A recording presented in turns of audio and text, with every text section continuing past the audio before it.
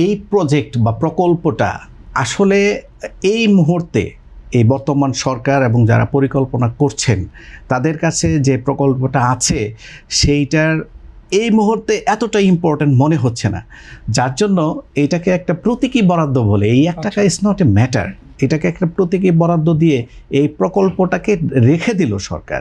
যখন আবার এটার প্রয়োজনীয়তা ফিল করবে এবং আগামী বাজেটে যদি এই প্রকল্পটার প্রয়োজন হয় তখন তারা রিভাইভ করতে পারবে, যার জন্য এটাকে একটা প্রতীকী বরাদ্দ বলে।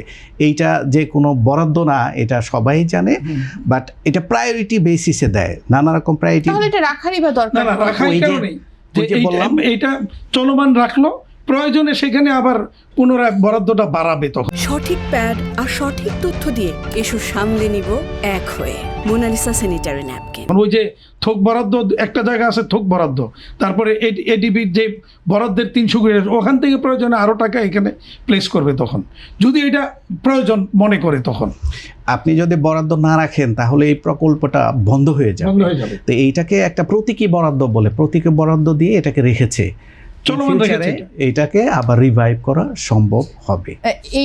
এই ক্ষেত্রে আমি আবার ডক্টর মোহাম্মদ শফিকুল ইসলামের কাছে জানতে চাই, যেহেতু প্রতীকী বরাদ্দের কথা বলা হচ্ছে, কিন্তু আপনি নিজে একজন শিক্ষক, আপনার চাকরি জীবনে, সেখানে বলা হচ্ছে শিক্ষা খাতে 26,000 কোটি টাকার বেশি থোক বরাদ্দ এবার রাখা হয়েছে।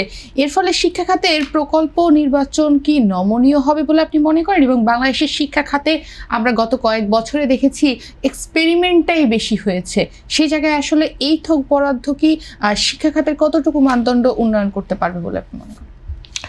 ধন্যবাদ। আপনি দেখে থাকবেন যে শুধু উন্নত দেশগুলো নয়, আমাদের পার্শ্ববর্তী দেশগুলোতেও যদি যান, টোটাল বাজেটের একটা বড় অংশ কিন্তু শিক্ষা স্বাস্থ্য খাতে বরাদ্দ থাকে। কেন?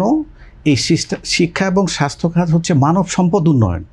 আপনি রাস্তাঘাট যেমন উন্নয়ন করবেন, শিল্প কৃষির উন্নয়ন করবেন, এইগুলোকে যথাযথভাবে পরিচালনার জন্য যে দক্ষ মানব সম্পদ লাগবে তাদের তো যথাযথভাবে ট্রেনিং, শিক্ষা এগুলো দিতে হবে।